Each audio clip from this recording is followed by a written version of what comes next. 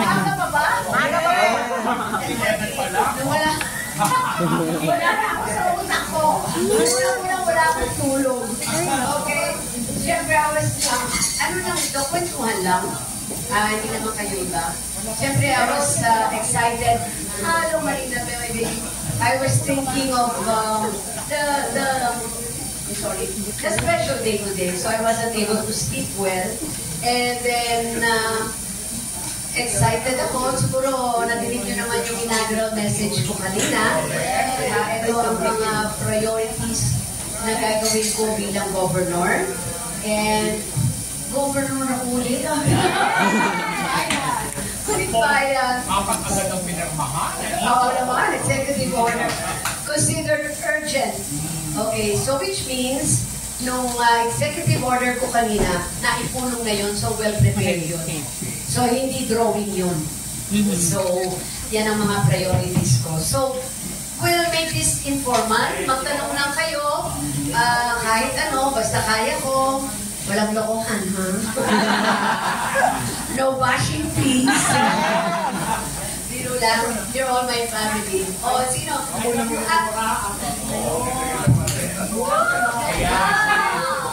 Hindi ba mukhang puyat? Hindi po. Yes, John Nardo.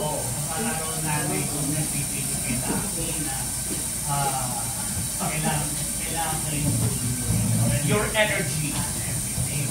Sabi ng mga nanay rito, ay maiyak daw sa mensahe ng iba. Actually, naiyak sila dito. Naiyak pa? Paano ko nakita? Hindi, actually, na-knowledge ko ng pamilya ko. Ang liit naman ang pamilya ko di ba? From Senator Ralph, of course, Secretary Ralph, rather. And then I have Lucky, I have Ryan. And then, now I have Jessie and Pina. Ganyan lang naman kaliit yung my immediate family. So if you notice, in-acknowledge ko rin naman yung non-stop support at tulong sa akin and guidance sa akin ni Secretary Ralph. I truly appreciate him as my partner. And then also si Ryan, he's a legislator now and I'm proud of him. And I see him every day and he's so excited. Nakikita ko, nakuhon yung character ng anak ko. Again, ni Ryan, now that he is a legislator, is very excited to learn. Oy, Julie! Nandiyan ka pala. He's very excited to learn, excited pumasok ngayon. He's having, as a neophyte, he's having his 3 days seminar. Parang ako rin noon yan. Meron kaming 3 days na seminar bago mag-session. So, nandun siya. And kay Lucky, kung ano yung natinig nyo kay Lucky, I meant every word. Sa totoo lang, kasama ko siya na nangampanya. And pagkatapos ng eleksyon, sa totoo lang, dalawa kagad ang gusto nilang umpisa ang show. Gusto isabay ang Rainbow Rumble and minute to win it. So, nakiusap lang anak ko, Ma'am, help me. Kasi hilingin niya kay Cory kung pwede isa lang muna. Para gusto niya, yung week na yon, iti-tape niya sa Rainbow Rumble, and yung succeeding week, gusto niya, nandito siya sa Batangas to fulfill his promise na they will see him in every bayan or every distrito dahil yun ang ipinangako niya. And totoo rin yun, kayo, ayan, nandyan kayo mga millennials, iba na ang mundo natin ngayon. Aminin nyo, iba na ang approach na salita, ng gawa. Hindi na pwedeng old school. In order for us to be more effective, at yung mararamdaman, kailangan umadjust tayo sa panahon. That's why I need yung energy ni Lucky. And yung bagong perspective niya. Bata, sa kanya ako natuto ng social media Noon, binabanggit ko sa kampanya, sino ba nakakalam dito ng AI? O ngayon, hindi ba lahat ng issue AI? O not everybody naiintindihan lang sa social media. So ito yung gusto kong ma-share sa akin ng mga new blood. And this is the part of Lucky to me and to my administration. So, siya ang tulay ko sa kabataan. So, yung mga proyekto kung saan epektibo, yung real needs ng kabataan, I'm sure si Lucky ang may connection para magabayan ako, para mas epektibo yung servisyo na gawin ko. So, yun yun. Ate B? Junelli, tanong kami ng reaction sa kabataan. Sino naman Ni Ate B, question ko lang. Yes, ma'am. Ano lang po yung payong ibinigay mo kay Luis after po the election? Ano po yung advice? Advice? Yeah, advice for Luis after the election na. Alam mo, wala. He's adult enough, kahit paano, ha? He's intelligent enough to know what he's doing. And then itong serbisyo, it's coming from his heart. Hindi nga niya tinanggap yung isang show na gusto niya magsilbi. Basta, ayun lang pala, okay, Melba? Ang sinabi ko lang, serving our people is not that easy. Pero, pag sincero ka sa gagawin mo, you will never go wrong. Yun lang yun.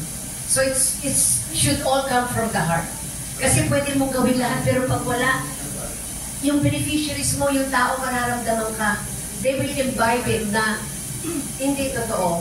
Pero once may gawin ka at sabihin ka coming from the heart, you will never go wrong. At yun ang sinabi ko kay Lucky. Pero Ate B, kasi we all know that Lucky is a very positive person. Yes, he is. Sabi nyo nga, yung good vibes lagi nanggagaling sa kanya. Yes, ang bilis nga niya recover. Hindi, yun nga po, hindi po ba siya naapektuhan with the result? And No, at first, syempre he felt bad. Miski Yeah, okay. ako felt bad. I mean, nagpagod kami. Walang incumbent sa amin. Okay. You get me? Bago lang tumakbo. Ako wala naman akong position.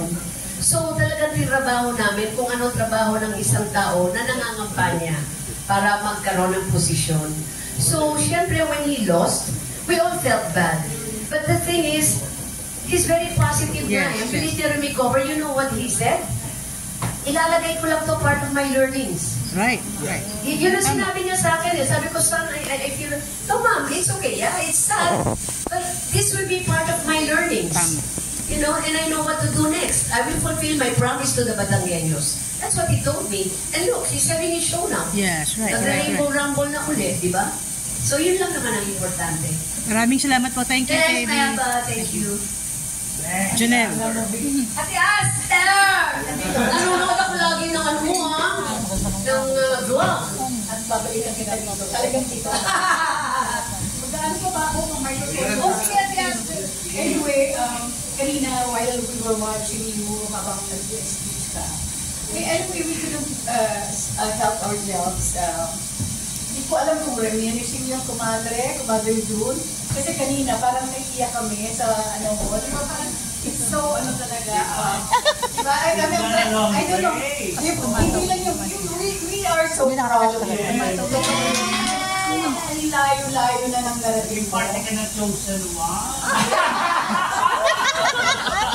Alam mo, to be honest, alam ko ni Amber. Naku, kung hindi lang si Dia, hindi ako pupunta. Totoo yan. Sabi ko, but anyway, sabi ko, I cannot miss, of course, my kumare. She's my kumare.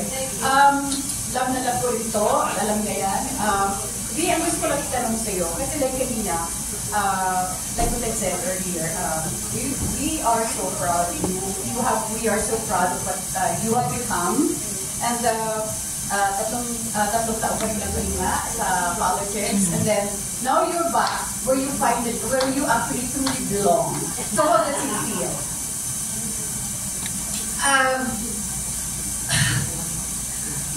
Nakakatakot na masaya na excited. Kasi yung lahat ng gagawin ko, again. Yeah. Di ba? Puro again. Meeting with my family in the capital, again. Serving Batangueños, again. So, it's kinda, hindi naman, ano bang word doon? Hindi naman scary, but, ano thoughts? It's going to be very challenging. I made mention kanina. It's going to be very challenging for me. But I am happy and excited to be serving again the Batangueños. And make sure if in my own little way, I can still, as the mother of the province, I can still do something to contribute in uplifting the lives of the Batangueños, even for 3 years. But the thing is that